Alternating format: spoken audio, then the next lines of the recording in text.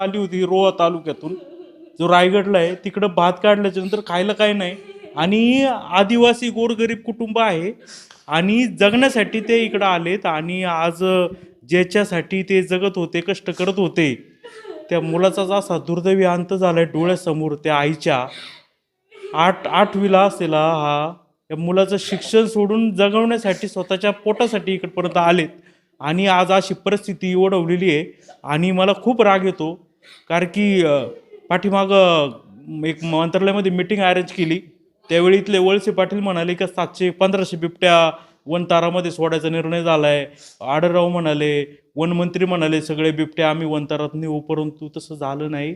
आणि आज मात्र ही अशी दुर्दैवी घटना घडलेली आहे आणि त्या मुलाचा पूर्णपणे सगळं त्याच्या गळ्यावर 2-3 ठिकाणी असे इतके गंभीर घाव आहे आणि तो बिबट्या ओढत होता आणि आज ह्या मुलाचा दुर्दैवी अंत झालाय. ही पोरगी आहे त्या भावाच्या यांनी, ती नुसती रडते मग धरून, तिचं काय शब्द आहेत तर मला सुद्धा यांचे प्रश्न सुद्धा मला विचारूशी वाटत नाही त्यांची मनस्थिती पाहून.